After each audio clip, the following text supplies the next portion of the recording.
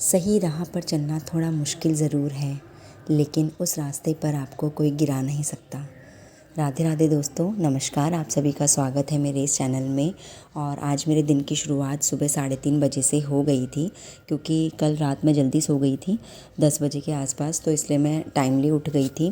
Otherwise मैं 5 बजे तक ही उठती हूँ। अगर मैं 11 बजे तक सोती हूँ तो 5 से 6 घंटे की नींद लेना बहुत ज़रूरी है। एटलीस्ट मेरे लिए तो है, क्योंकि अगर मैं नहीं लेती हूँ तो मेरे सर में दर्द रहता है, मैं ठीक से प्रॉपरली पढ़ नहीं पाती हूँ। तो सुबह सबसे पहले उठ के मैंने आपको बाहर का नज़ारा भी दिखाया। आजकल जो है लाइट्स लगी हुई हैं दिवाली के वजह से, तो बहुत सुंदर लगता है बाहर। और सबसे पहले मैं मुँह हाथ धो के पढ़ने बैठ गई थी, रिवीजन करने बैठ गई थी, क्योंकि सुबह का टाइम जब भी मैं पढ़ती हूँ तो मोस्टली मैं रिवीजन करती हूँ। अगर मैं जल्दी उठ गई हूँ तो मैं रिवीजन करती हूँ।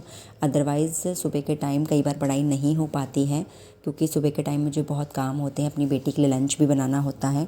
लेकिन आज मैं 3:30 बजे उठ गई थी, तो मैंने फटाफट लगभग 1 डेढ़ घंटे की पढ़ाई कर ली थी। तो इसमें मैंने रिवीजन ही किया था। जो भी मैं कोर्स जो मैंने परचेज़ किया है उस कोर्स से नोट्स बना रही हूँ, उसका रिवीजन मैं सुबह करती हूँ।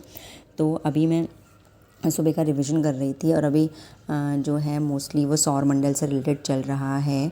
जो हमारी गैलेक्सी है, जो हमारे 9 ग्रह हैं, तो इन सब के बारे में सर पढ़ा रहे हैं। तो उन सब के बारे में कि कौन सा गर्म ग्रह है, सबसे चमकीला कौन सा है, कौन सन से कितनी दूरी पर है, तो ये सारी चीज़ें चल रही हैं। तो उसी का रिवीजन मैं भी कर रही थी, और भी बहुत सारी चीज़ें हैं जिनका रिवीजन कर रही थी। तो 1 डेढ़ घंटे के आसपास मैंने रिवीजन किया, और उसके बाद मैंने अपने पूरे घर का झाड़ू वगैरह लगाया, जो कि काम ज़रूरी हैं।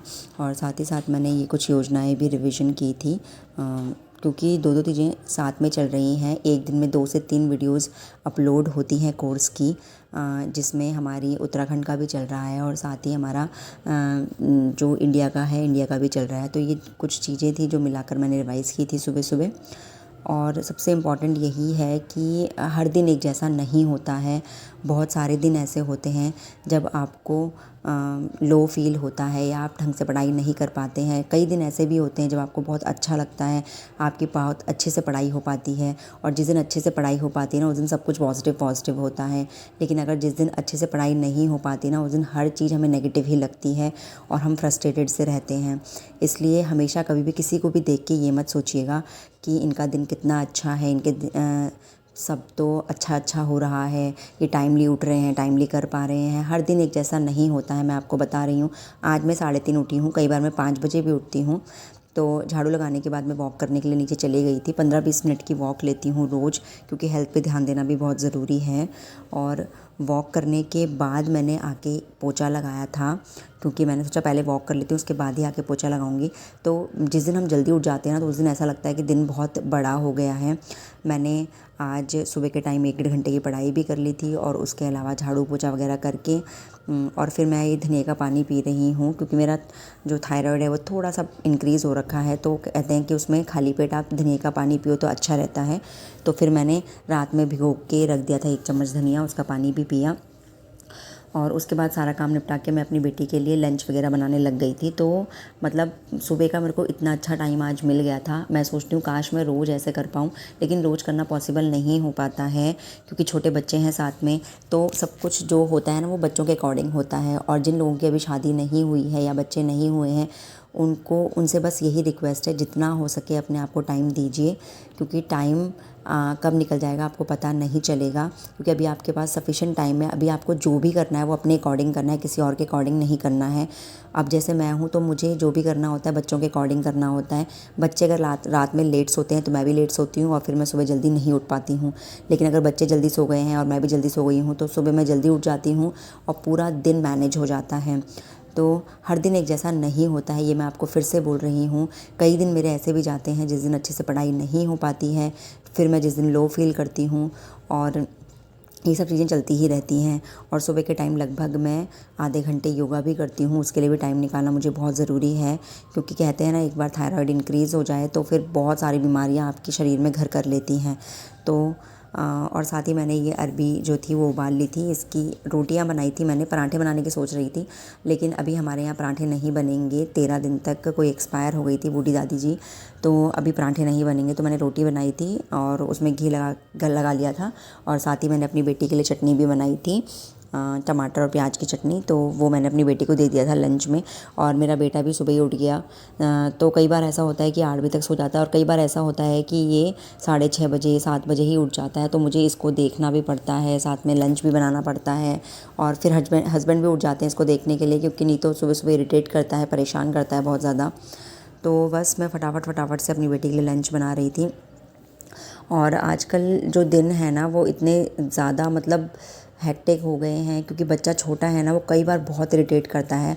आजकल उसको ज़ुकाम भी लगा हुआ है, तो जब भी उसे ज़ुकाम लगता है तो ये लगा लीजिए कि 1 हफ़्ता फिर मैनेज मतलब कर पाना बहुत मुश्किल हो जाता है। घर में ऑलमोस्ट सबको ही लगा हुआ है मुझे छोड़ के, और लेकिन मुझे भी आज ऐसा फ़ील हो रहा था कि थोड़ा सा बॉडी पेन हो रहा है, तो मैं आज बहुत डाउन सी थी फिर। तो बस वही है कि आपको मैनेज करना पड़ेगा, आपको हारना नहीं है, क्योंकि अगर आप हार जाएंगे ना तो फिर ये ज़िंदगी आपको हमेशा हराती ही रहेगी। तो कभी भी अपनी ज़िंदगी से हार नहीं माननी है। भगवान हमेशा ये कहते हैं कि अपने कर्म पे फोकस रखिए, अपना 100% दीजिए, फिर धीरे धीरे सब कुछ आप मैनेज कर पाएंगे। क्योंकि एक औरत के पास इतनी शक्ति होती है कि वो सब कुछ कर लेती है। अपने आप को कभी भी डिमोटिवेट मत होने दीजिए। थोड़ा थोड़ा ही सही, लेकिन प्रयास करते रहिए। प्रयास करने से सब कुछ मैनेज हो जाएगा। हम हाउसवाइफ को इतना टाइम तो नहीं मिलता कि हम 6 महीने में या 3 महीने में कोई जॉब निकाल दें, लेकिन अगर हम धीरे धीरे कोशिश करते रहेंगे, टाइम लगेगा, लेकिन हो सकता है 1 साल 2 साल में आप सब कुछ कर पाएँ। मैं भी बस इसी एफ़र्ट्स में हूँ कि धीरे धीरे सब हो जाएगा। कभी कभी बहुत लो फील होता है, अजीब सा भी लगता है, कई बार मन करता है कि छोड़ दूँ ये सब, नहीं हो रहा है, क्योंकि इतना मेहनत करना, बच्चे संभालना, घर संभालना, फिर उसके बाद पढ़ाई करना बहुत हेक्टिक लगता है कभी कभी। लेकिन फिर सोचती हूँ कि अगर ये सब छोड़ दूँगी तो भी तो फिर ऐसे ही रह जाऊँगी ना, जहाँ पे हूँ वहीं पे रह जाऊँगी।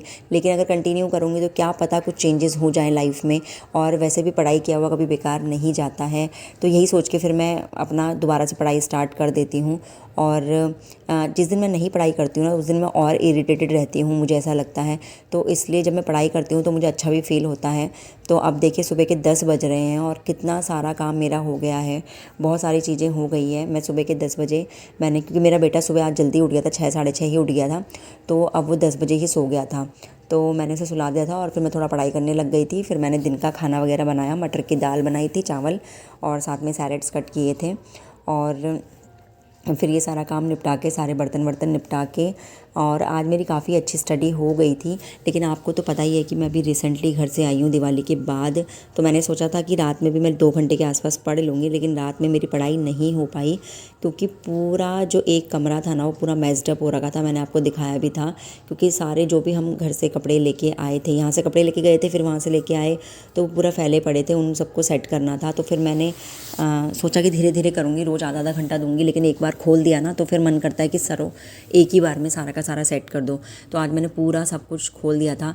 मैंने एक सारे के सारे जो गर्मियों के कपड़े हैं वो बाहर निकाल दिए और पैक करने के लिए रख दिए हैं, कि जिससे बार बार का झंझट ना हो, क्योंकि अब ठंड आ ही रही है, तो बार बार फिर वही चीज़ करना कि गर्मियों के कपड़े निकालो, सर्दियों के रखो। तो इसलिए मैंने सारे गर्मियों के कपड़े निकाल दिए और पूरी अलमारी जो थी अपनी, बच्चों की और अपने हस्बैंड की, सारी सेट कर दी हैं, और सर्दियों के कपड़े भी बाहर निकाल दिए हैं। देखिए अभी पूरी अलमारी मेरी अच्छे से सेट हो गई है और काफ़ी स्पेस अभी बचा है, क्योंकि अब इसमें सर्दियों के कपड़े आएंगे। और बस यही सब चीज़ें चल रही थी। अगर वीडियो पसंद आए तो लाइक शेयर ज़रूर करें।